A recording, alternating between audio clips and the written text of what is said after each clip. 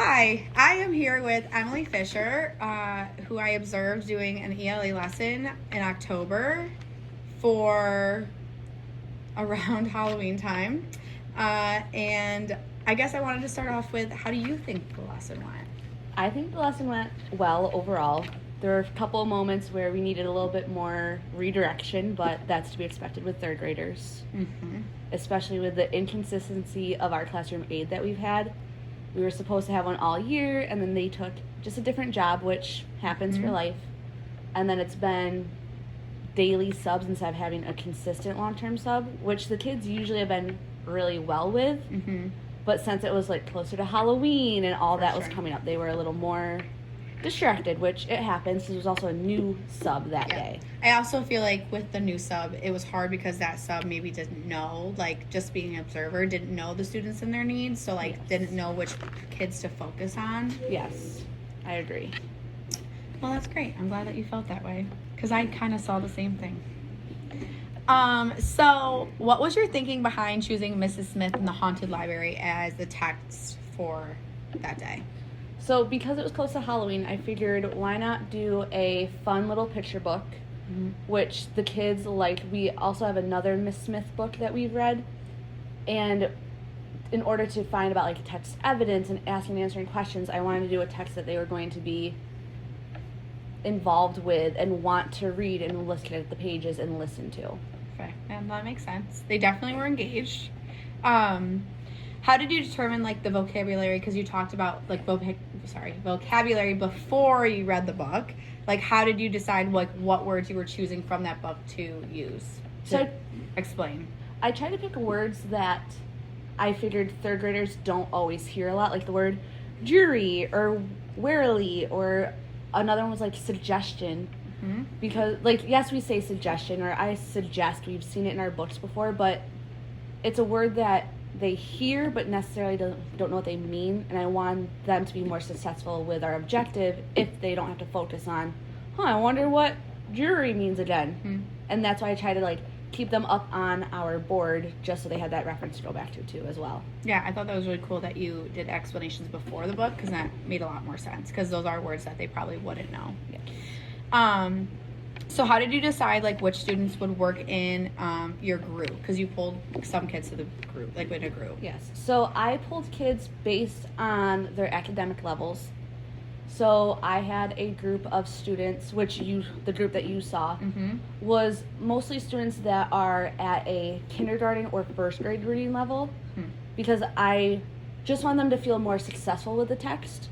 So with them having that constant support and instant feedback from me, I felt that the students felt more safe, they felt more heard, and just had that constant support knowing that I was here to help them and they weren't completely on their own. Yeah.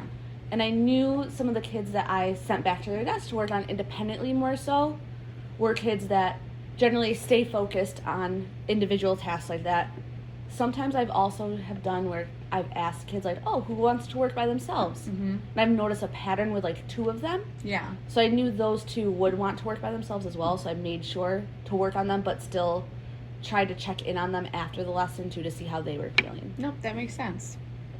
And the kids that were independent definitely were doing what they were doing. They were like what they were supposed to do. They were on task and they knew. So I think that you have a good like routine in place because they did know what to do. Yeah.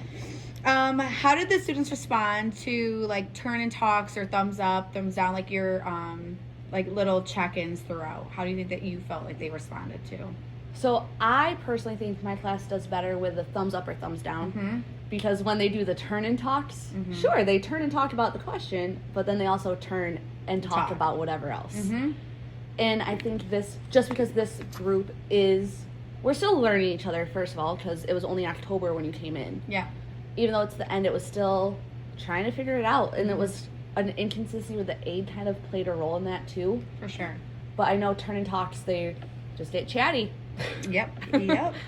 How smoothly did the transition from them going from the carpet and you reading the book to you pulling that group of people and a group of kids and then like letting the other kids be independent? How smooth did that go, do you feel like?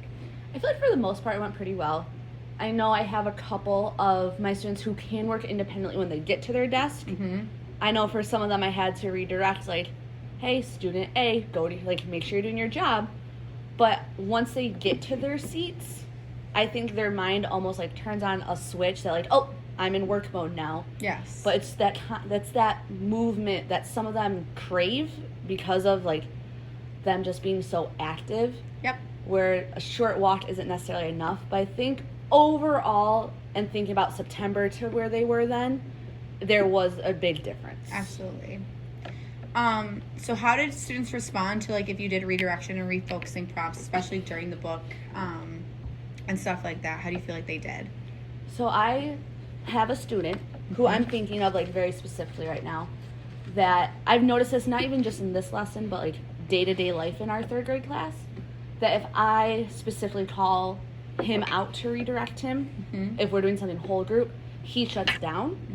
So I've tried to make that switch of, like, oh, make sure that you are doing this expectation. And for him and the other students, that has worked really well, because he knows I'm talking about him, but the other kids are also all checking what they're doing. Yeah. And I think they do it really well because I try to, like, at the beginning of the year, I really try to put the procedures into place. Like, what is the expectation when you are sitting at this carpet with me right now?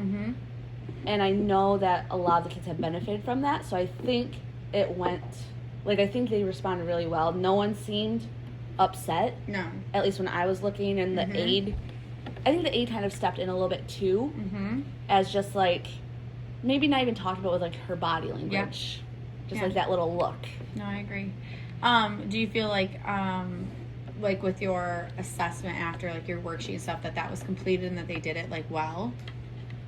I think my expectations were met based on students. Yeah. And what I mean by that is my student who is a kindergarten level wasn't going to get this 100% correct.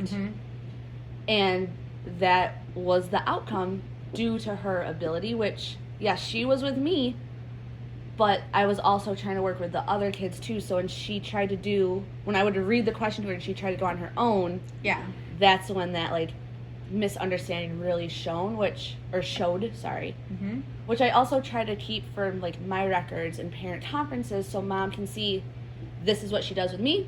This is what she can do by herself. Right. But I think overall the kids did as I, like, expected to them, and I knew going into this lesson that we were going to have to do more reteaching on this because it is such a hard and crucial concept for third graders. I mean, you taught in third grade too, like, you know, like, state test time, we need text evidence to a T, and there's so much reteaching, refocusing, redirection with it. That for October, I feel comfortable with them, most of them, doing it. And, like, I feel like the expectations were met based on the student level, if that makes sense. No, I totally agree. I think that makes complete sense.